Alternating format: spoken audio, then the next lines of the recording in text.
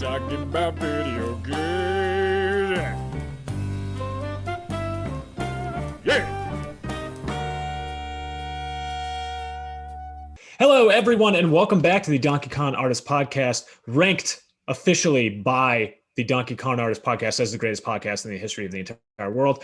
I am Patrick Shanley, one of your hosts. Joining me, as always, is my best friend and co-host, and streaming live from his parents' house, Edmund Arnold. What's up, man? Hey, yes, I'm live from my parents' house. My dad's 75th birthday, so I'm in Reno, enjoying time. 75. Yeah, my sister was here, my oldest sister, and I haven't seen her in like 8 years. So it's been nice reconnecting. You are, of the little bit I can see of the room that you're in, it's like the most parenty looking room I've ever seen. It's a very parenty. It's like all our African arts in here. So I couldn't maneuver it so I could have the African art behind me. So you're just, yeah, you got to represent our painting that I don't think is African, but you know, it's just a nice pastoral scene of an ocean. Let's talk about video games, huh? How's that sound? Do we have to? Can we just keep talking about my painting? I will. There wasn't really all that much that happened in video games this I was going to say this year, and I think that was a Freudian sleep because it's a little bit appropriate. This week was a bit of a slow week after E3, which isn't super surprising. I think the biggest news, frankly, was you showing off your sick collection of video games from high school. Mm-hmm. I have it. Is it a sick collection? You didn't even see the real collection. I have seen it before. I'm surprised you still have those games. That I didn't want to get stolen. I have a closet full of games that have been stolen, where I have the classics such as Bouncer and the classics such as Narc. Like those are the real games that people want to see. Yeah, back when they just like picked professions and built a game around it. Yeah, why not? Narc was a dope game. You could like sell drugs you could do drugs and then narc out on people. You were a cop. You could do drugs and then kill. Just be a rat. Yeah. So that was a good game. Your game collection is ridiculous. I remember, it still looks ridiculous, but you have a dresser in your room that I just assume is full of clothes, and then you open it up and it's just nothing but video games. And that's the bottom drawer. The top drawer is full of other games. And that's where shit goes down. That's where all the visual novels are. Yeah. That's really, the only news from this week was sort of dissections of news from E3 and then EA buying a mobile game company. Sorry, my wife is talking to my baby in the other room and just destroying the podcast for everybody. She's not destroying anything. True.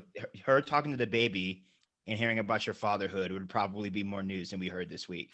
Yeah, true, because it was a very slow week. I don't know how much I really care about this news other than what it might say about other things. But if you didn't hear, EA bought Plandemic. All kinds of Freudian today. Who cares? They're known for Golf Clash, that game that everybody knows about. It's just some mobile game. It has, a couple million installs. But you're being rude. I feel like Golf Clash is the cash cow. I'm a golf player. Yeah, we know. You okay? All right. Sorry, I'm just talking to my wife while I'm doing a podcast. Playmobil makes Golf Clash a game that if either of us was going to know about it, it would be me because I play a lot of golf. I've never heard of it before. They bought it for $1.4 billion, which is pretty shocking. I feel like every single video game company at this point is going for over $1 billion. What is interesting about it, though, is that in their statement for buying it, EA said that Playmobil is going to switch from working exclusively on this golf game and start working with IP from Warner Brothers, which EA has a deal with. So this might mean, it will mean, I guess, but I'm not sure exactly what this means in the future, is that we're going to be getting more Harry Potter games. Harry Potter mobile games? Every single mobile game company has a Harry Potter game at this point. I feel like you aren't technically a mobile game company unless you're making Harry Potter games. Well, I feel like Warner Brothers has a bunch of fan-heavy franchises, such as Lord of the Rings and all the DC stuff and Harry Potter. And if you were going to make a cash cow mobile game, or if you're going to make something like Golf Clash where you could count in a bunch of, I believe they have a bunch of microtransactions in this game. I'd be surprised if they did not. It's Warner a mobile Brothers game. It's a gold trove. You can sell DC skins. You can sell Harry Potter wands. You can sell Lego pieces because Lego owns Warner Brothers, you said. So that might... I didn't say Lego owns Warner Brothers. I said Warner Brothers owns Lego. Sorry. Lego owns the world. All right. Would you even be surprised? Honestly, Lego's a pretty great company. Yeah. I would support that. Here's why it's even more promising, right? It's not just that we're going to get stupid mobile games that are built around Warner Brothers IP. Sorry, mobile game people. I don't hate mobile games, whatever, they exist. What's more exciting is that it means that they're not moving away from these properties, because if we remember in the past, studios aren't great with their IP when it comes to games. Hollywood studios and comic studios. So if they're putting more trust in the teams that are behind these types of things, even if it is something as simple sounding as mobile, it is a boon of confidence, a boost of confidence. What's the phrase there? I should know this. You're the writer. A boost of confidence. It's a vote of confidence. A vote of confidence. A vote of confidence. Who gives a crap? Whatever. They're into this. All right. That's what I'm trying to say, is that they're not moving away from these games, and they're going to be more games, which we know already, because there's going to be the Gotham Knights games that are coming up, and Suicide Squad game. I think this is just one of the steps of Warner Brothers kind of coming in hot here with a lot of these properties after the success that we saw with Shadow Mordor when we were talking about Lord of the Rings, or the Lego Star Wars and Lego Indiana Jones, all the Lego games. Warner Brothers has kind of been cranking for a while, and they also produce the Hitman games. They've been going for a while, and I think this is what I said, a vote of confidence of more of this in the future. It's just starting with mobile, everybody, because that pays a lot of money. And what other Warner Brothers franchises do we have out there that we haven't really seen touch with games, right? So do they have like a treasure trove of franchises out there that they Christopher Nolan movies? Do we want to, I mean, just the Inception mobile game? Why not? I'd play it. Why not? Why not at this point? But yeah, it's interesting, and I'm wondering what type are we going to see? Are we going to? Is it interesting? Yeah, I think it's interesting in the same vein as you see like Disney starting to pop off with their franchises, and we're starting to see more Disney video games. So I'm wondering if we're gonna that translation from Hollywood to the video game industry is going to be even, that are we going to see it closing in, right? There is. It's already happening. I tweeted about this the other day, and some guy was like, oh, well, they've tried in the past and it's not going to work. Dude, of course, everyone is moving into video games. Like, if you think that, look, Stadia didn't work out the way Google wanted to, and it was kind of a disaster, but Google's not going to completely move away from gaming. And Google also owns YouTube, which is leaning more and more into gaming. Regardless, Amazon is going to get more into gaming. Luna is just the start. These are just the little, I can't think of words there. These are like the probes, the scouts that they're sending out. There we go. Scouts. I got that reference. They are going to be moving into this more, and Hollywood is also moving into it more. And you're going to see more things like Bad Robot Games from J.J. Abrams. A lot of these filmmakers now, like, it's not the most well-known filmmaker, but Jordan Vogt Roberts is a huge gamer, right? A lot of these guys grew up the games. It's their favorite medium, but they're filmmakers, and they're going to start kind of mixing the lines between these. And beyond that, and this is the most important part, is that the technology has a huge blur between them. They made The Mandalorian using technology that was made by Epic. Avatar was used during, I mean, that's what, 11 years ago, 12 years ago now that movie is. And that was used, it was filmed using technology that they use for performance capture in games, they used in the Call of Duty games, like right before that movie was launched. So there's a lot more of a cross-pollination between these two industries that's going to keep going on a lot more. And when you're just seeing different strategies play out. Warner Brothers is leaning into its partnership with EA. There's going to be a lot more Warner Brothers games. There's already been a lot. They have such a deep roster of IP that it wouldn't make any sense to not make games out of your IP if you own it. And then you're seeing Disney take a completely different tack, where Disney is kind of farming it out. And they said that publicly. We're not going to be making these in-house anymore. We're going to start farming these games out. And we're seeing that come to fruition. A lot of Disney stuff happened from E3. Frankly, most of the big reveals at E3, other than Elden Ring, had something to do with Disney, because Disney owns so much. Avatar, Pirates of the Caribbean, and Sea of Thieves. You had the Guardians of the Galaxy game. You had a whole bunch of new Marvel Avengers content, and then they leaked everybody's IP addresses. So it was, good day for Disney. Yeah, leaked everybody's IP addresses and didn't say anything about it. That's my favorite part, is they didn't even say what they did. They released it to like, we're working on it. Like, bear with us. Like, do enough people even play that game where like your IP address being leaked mattered at all? People caught on to it. So all 17 people. I know, like all 17 people, you have their IP address now. Yeah, so, and I'm gonna find you. But just going back to the Warner Brothers Disney conversation,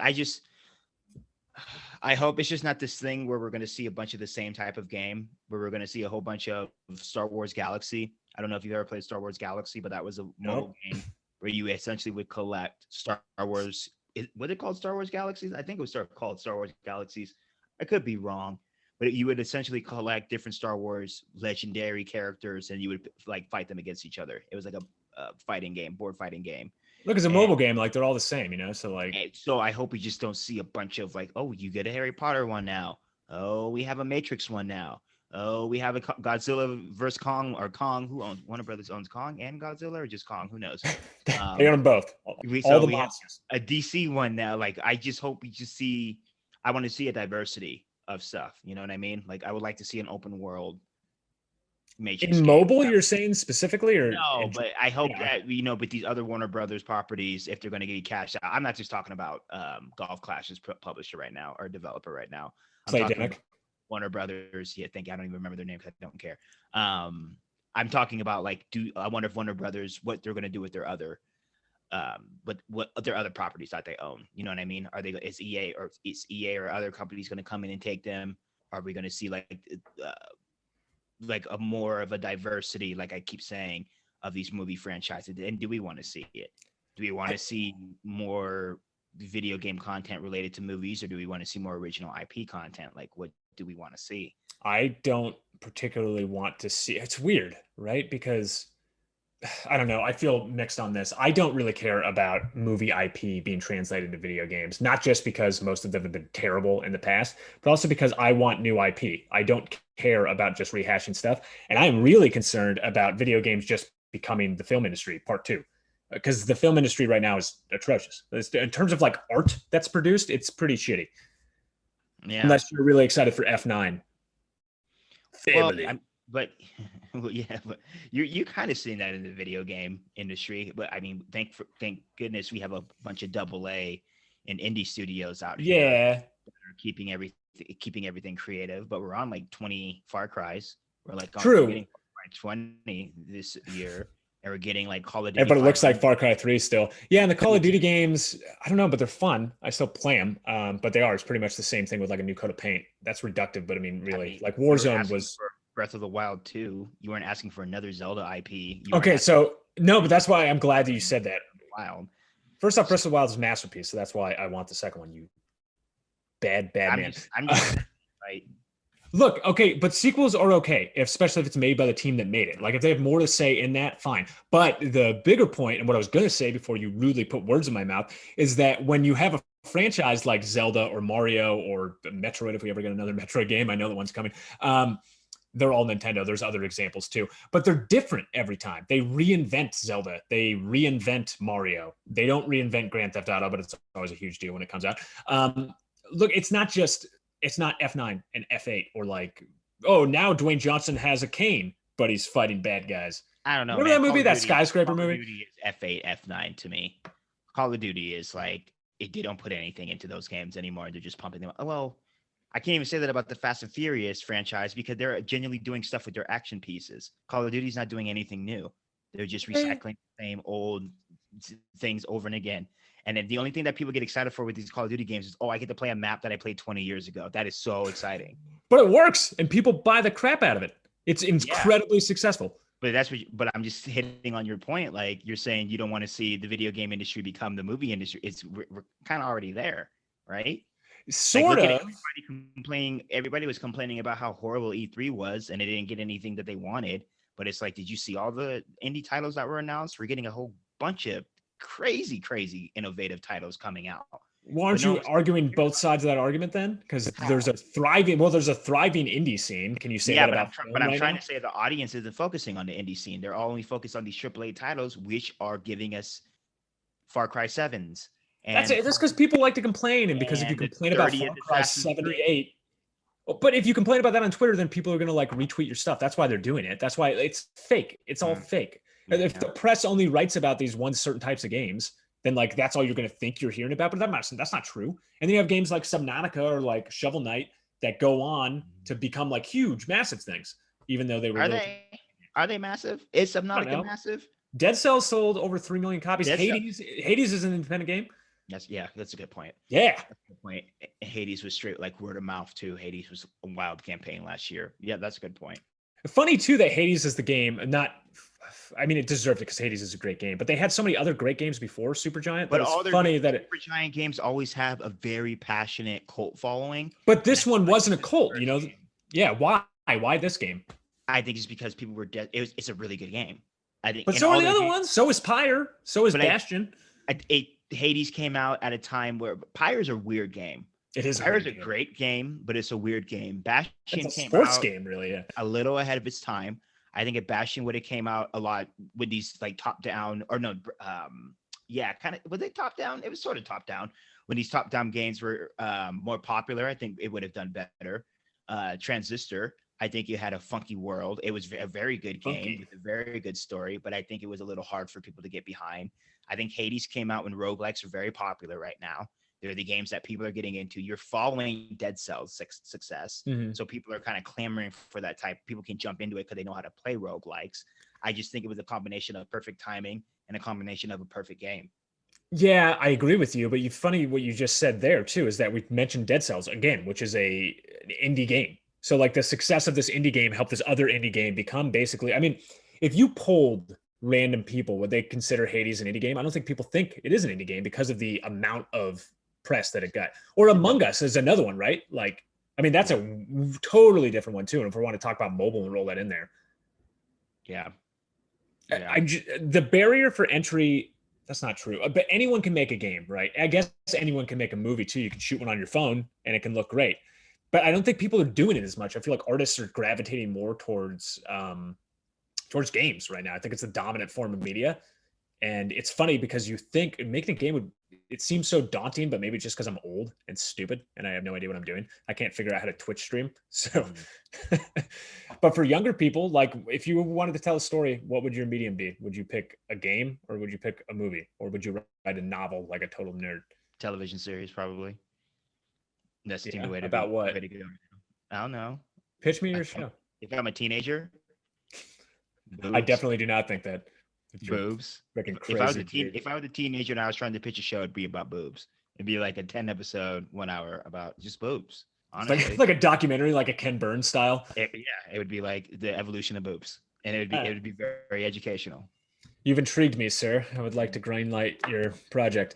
I don't know. I see things that I didn't like about Hollywood starting to creep into video games, and it's boiling out a lot of the artistry in terms of money. In fact, in lots of ways, games are actually worse than film right now. How?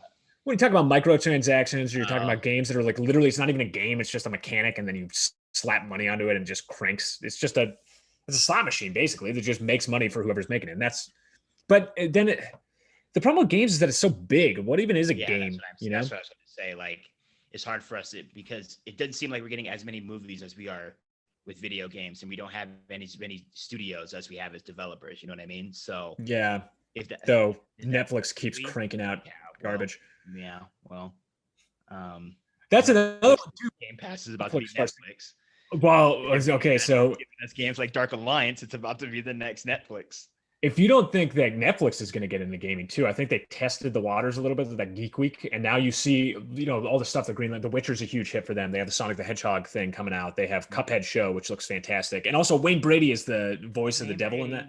Oh, they are very happy. Perfect. What's his name, Mr. Dice or Dicey King McGee? Dice. King Dice. Dicey McGee. Dicey McGee. Dicey McGee. Oh, Dicey McGee's over here. Dicey McGee's back. Hey, I'm Mr. Dicey McGee's. Right. It makes sense. His head is a gigantic die. It would be accurate if that was his name. They're going to start getting into this, and why not? You already built out the infrastructure of streaming, and we have proof of concept with Game Pass. I think my wife just left my baby in there, and I want to make sure that my baby's okay. As much as I love our podcast, hold on, give me 1 second. Mm-hmm. Yeah, I don't think your wife would leave your baby, but.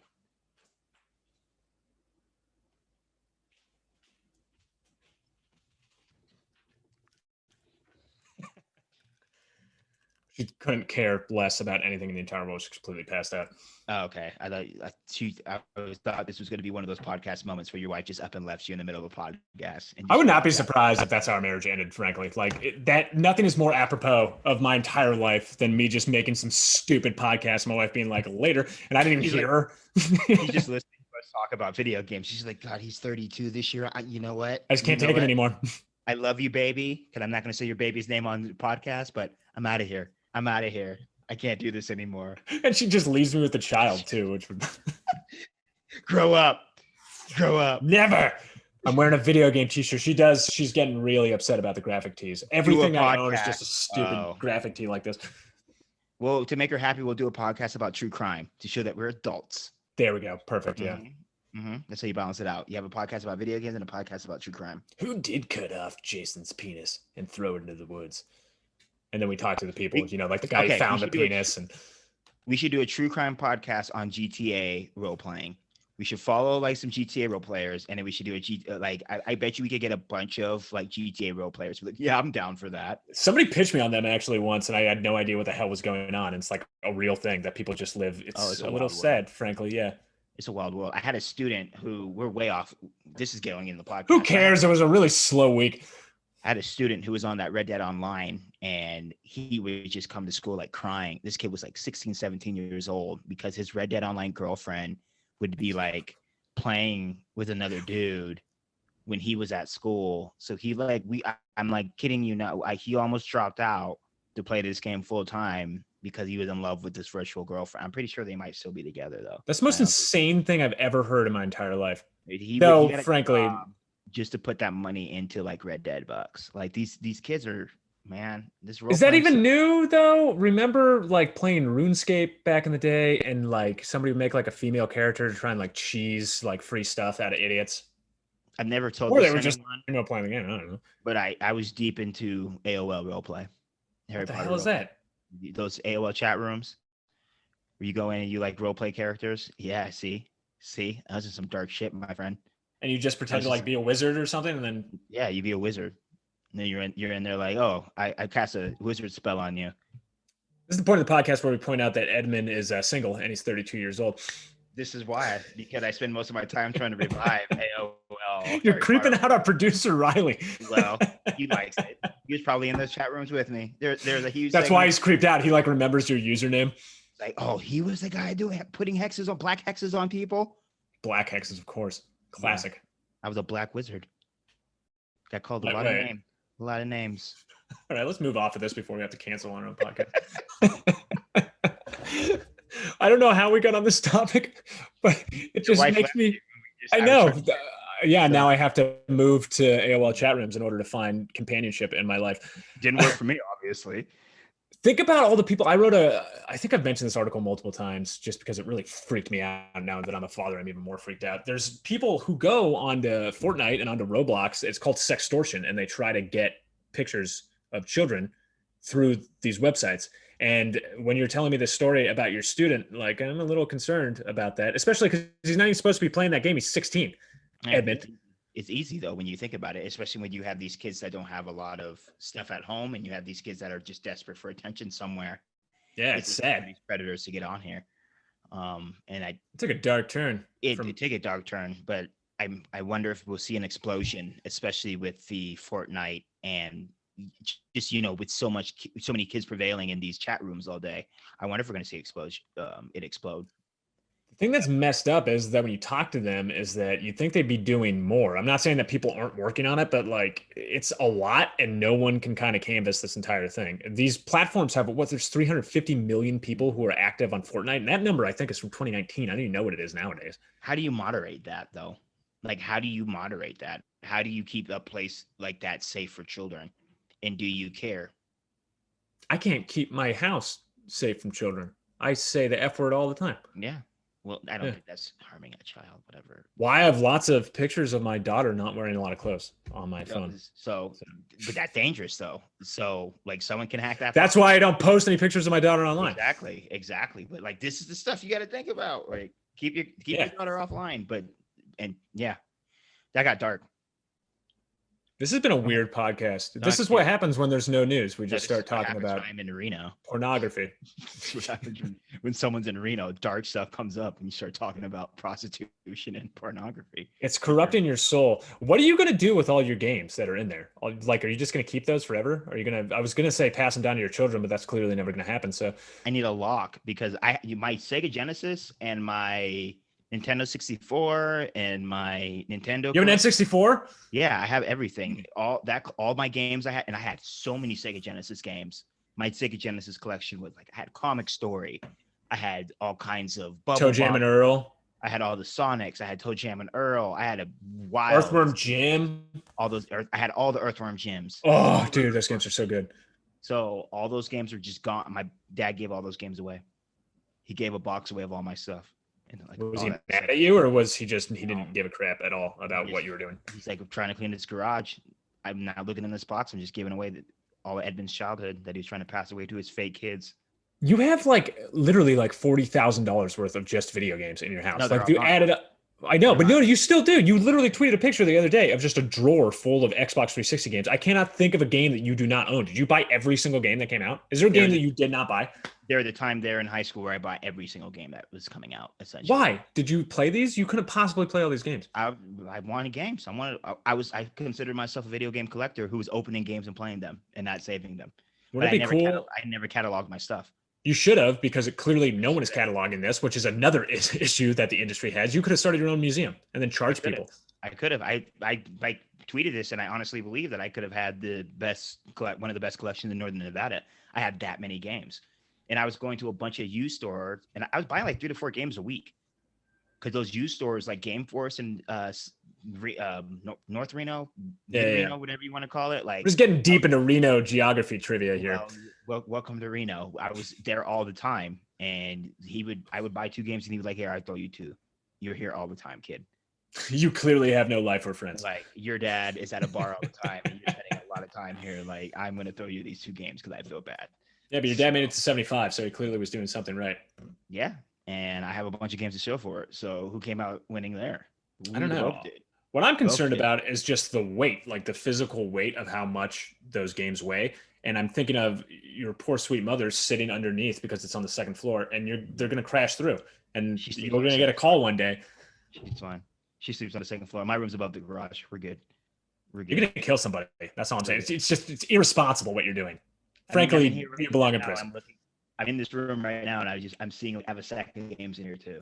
I see you're like licking your lips as you're staring. I bet you I have my Teenage Ninja Turtles Nintendo game is over there. The original. I bet you it's over there. The one for the NES? Freaking love that game. Yeah. It was hard. Before those games were... Yeah, I know. You have a lot of games. You had no life. We get it. Before we get completely afield, and we already have, I guess, I get it. I don't want to abandon the Disney conversation. And I'm not just saying that to make it seem like our podcast is relevant in any way, but I do think that it's interesting that they have this strategy of sort of, instead of making their games, they're sort of just leasing out their characters or letting like all these different developers work on their stuff. And without really saying it, though they did press right after E3. I don't think people realized how much of the things that were announced at E3 were from Disney, including Avatar, which like I forgot was owned by Disney at this point. They own everything. It's like watching somebody strangle something really slow. It's like a boa constrictor. And it's just like slowly wrapped around all of media. And now everything is owned by Disney. It's Skynet, basically. We live in the Terminator, except it's not cool. Well, hopefully we get some good games out of it. Will we? Have we so far? Jedi Fallen Order was okay. Fallen Order. No, it was great. Fallen Order was a 8 out of 10. It's a great game. Yeah, all right. I'll give you an 8. I would say it's like great. I'll give it an 8. I just sort of fell out of it for some reason. I don't know. I was playing it. I liked it. And I was just like, done.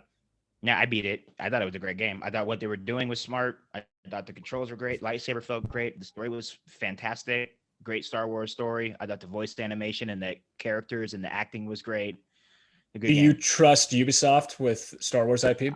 And are you excited about that game at all? Yeah, why not? A Star Wars Assassin's Creed. Let me climb some towers, man. Let me unlock some map icons by climbing a tower and pressing triangle. Why not? Do you think they have the balls to literally just make a Star Wars game, but it's just Assassin's Creed, and even like brand it that way, so it's like Assassin's Creed, like Tatooine or something? I don't think they will. I honestly respect it. It'd be so punk rock if they did something like that. It'd be incredible. It would be cool, but I think there'd be so much vitriol from that. I think people would be so angry. I don't think they could get away with that.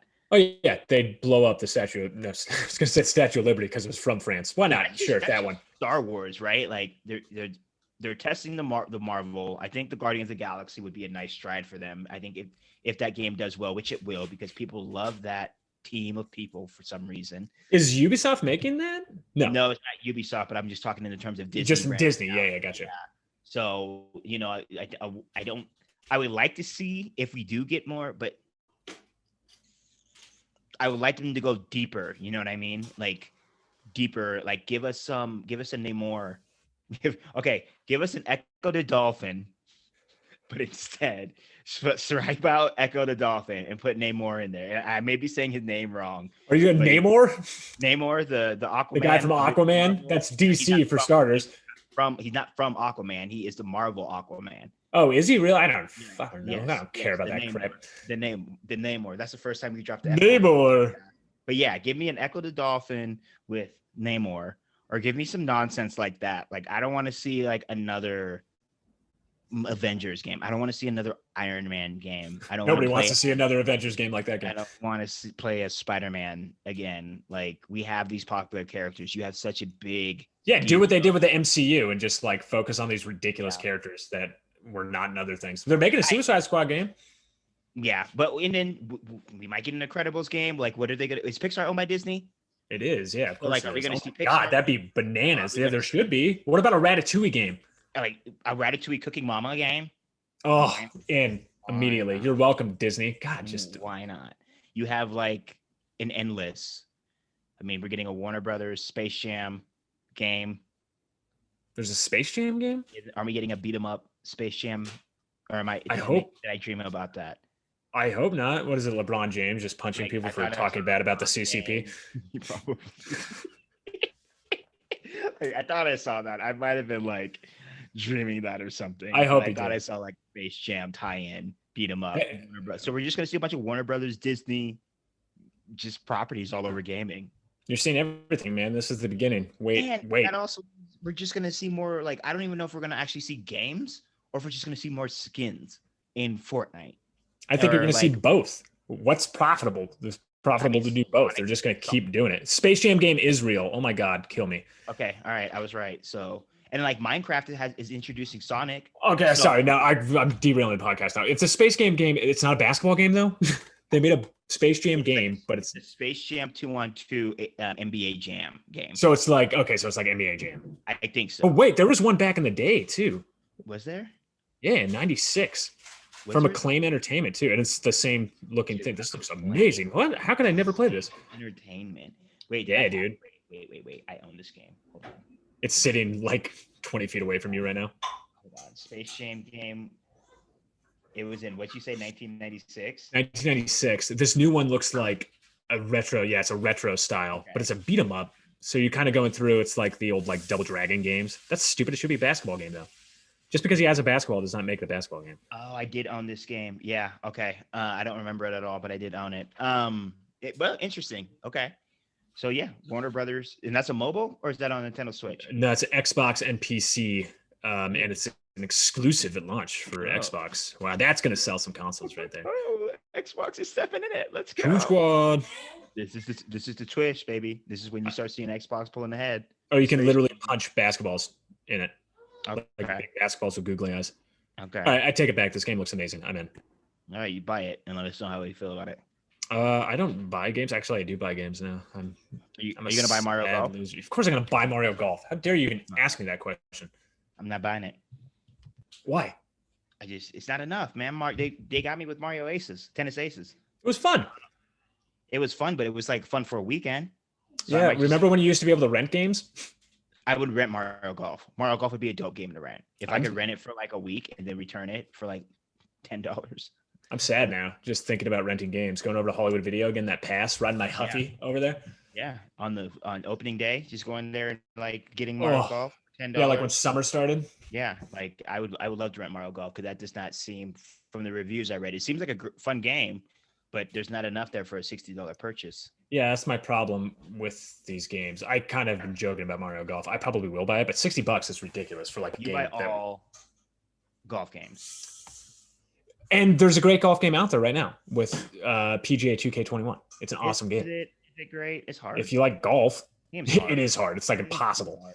It's the most unforgiving game. It's like the Dark Souls. That's super lame. I'm not going to say that. Never mind. I take it back. It isn't like the Dark Souls of anything. Nobody should ever say that. So we can get this podcast canceled. We will lose all 20 people listening to it if you call that game a Souls-like. How dare you? Mario Golf is a Souls-like. Battle Golf is a Souls-like. I heard. No. I don't know. But yeah, I don't know how you release a modern day sports game without a career mode. Man, I heard the adventure mode, which it was okay, but it just wasn't enough. We'll see. What the hell does a career mode look like in Mario Golf? Mario already has a career. He's a plumber. This is his pastime. He's playing golf. You match it with the story mode. You give like 1 or 2 PGA seasons or Mario Golf seasons with the story, and then you just have them competing in events, different events. That's stupid. No, it's not stupid. It's not stupid. Idiot. And make it an RPG. I have no idea what you're talking about. All right, let's move on before we start fighting each other. It literally is how PGA. It's a Mario Golf game, dude. It's not the same thing. I'm not playing as Jordan Spieth. I'm playing as Waluigi. Same thing, but you need to have a career mode in a sports game. You have to. Not in a Mario Golf game. In all sports games. Was there one in the Aces game? And that's why that game was. That's why. Yeah. Oh, because if there was a career mode and you got to take Daisy all the way to Wimbledon. The ship. The ship. No, don't even call it Wimbledon. You call it the ship. Sorry. Yeah. I realized you were so big into tennis. Yeah. Dummy. Oh, my God. All right. Can we move on? Or are you going to keep yelling at me? I guess. Whatever. All right. We're going to introduce a new segment here. Those are graphics. It's called Viewer Mail. We're the first group of people who ever came up with this, and we're going to read mail from our listeners, and I think we have some, which is good, because if we didn't, they don't want to work really well. Eddie, you want to do the inaugural one? No, you can. All right. This comes from a guy named Jacob Ringler from Fairfield, Ohio. I never even heard of that place. Hi guys, love the podcast, kiss ass, and I've been a listener for a while now. Big kiss ass. My question is, now that E3 is over, do you think it made a case for itself to continue, or do you think E3 is pretty much over now going forward? Well, Jacob Ringler from Fairfield, Ohio, I actually wrote about this and talked to a whole bunch of people all about it. E3 is not over. It's going to continue. I don't know what it's going to look like in the future, but it clearly is an event with a lot of cachet still in the industry. When you talk to anyone about E3, it still means a lot to them, and you don't just lose that brand value. How dare you do that in the middle of my podcast? My wife, she just hates our podcast. I think she hates you, Edmund. Oh my God, the thing she's saying right now, the mic would pick it up. No. I'm shocked. E3 isn't going anywhere. E3 still exists. Tinfoil notwithstanding, it is still the premier summer game event. We just don't know what it's going to look like in the future. Jacob. Yeah, Jacob, quit wishing for death on everything. Yeah, Jacob, you downer. You negative Nancy, Jacob. God, all you people from Ohio. And Jacob, do you want E3 to go anywhere? Like, E3 is a wonderful week. It used to be a wonderful week. Why are we wishing for E3 to go away? Don't we want E3 to be back in its form? Don't we want our Rockstar to be coming back and announcing the second game they've ever announced? You know, Rockstar's only announced one game at an E3. And people, I'm not surprised by that at all. People at every E3 is just like, we're going to get a Bully 2. No, you're not. This is Rockstar. You're never getting Bully 2. You're never getting any more games from Rockstar ever. No, that's actually our next. We can segue into our next question. Actually, do you want to segue into our next question? Because I'm done with you. I'm done with Jacob. I don't want anybody. I can't take that guy anymore. Fairfield, Ohio. Who's from Fairfield, Ohio? Anyway, bunch of jerks. Yeah, named Jacob who want E3 to die. Like, come on.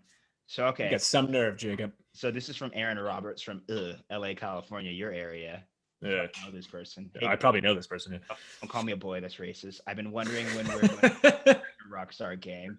Where's GTA 6 or Bully 2 or anything from them? All we get are updates to GTA Online these days. Wondering what your thoughts are. Here's my thought. You're never going to see another Rockstar game again. And why would you see another Rockstar game again? Because they're making all this money from GTA Online. All you're going to see is a bunch of GTA Online nonsense updates with a bunch of nonsense GTA 1 heist for every 5 years. That's all you're getting from Rockstar forever. Because you should be happy you even got that. Rockstar hates us. They hate us. We haven't had a GTA since Xbox 360. Red Dead Redemption was a walking simulator. That's the stupidest thing anyone's ever said. That game's game of the generation. That some people loved. Like, no, you're not going to see a Bully 2. You're not going to see a 3. You're not going to see. All we're doing with these reader mails is just yelling at the people who wrote us questions. Because I'm mad. I'm not mad at you, Aaron. Roberts, is that your real name? I'm mad at Rockstar for neglecting us because I want to bully or I want another GTA or another ping pong game. I want to shoot people. Okay. I want to just cause mayhem. Yeah, I feel you. Environments. Okay. Well, it's never going to happen. I want to break into people's homes and rob them. That's what I want to do in GTA. Okay. But I can't do that. Man, remember that game Manhunt? And yeah, that's why Manhunt 3. Yeah, you couldn't get away with that now. Oh, no. Wait a minute. You couldn't make Max Payne anymore. You couldn't make Bully, probably. You can make Max Payne. Could you? You can make, you just have to make the antagonists like Russians. Yeah, I do. You can't make them from like any countries from South America or. I can't remember even what happened. Asia. You were shooting a bunch of Latin Americans. I remember from that third. Oh, okay. So yeah, if it was just shooting white guys, then we're all good. Yeah, bring back Max Payne. That's all I'm trying to say.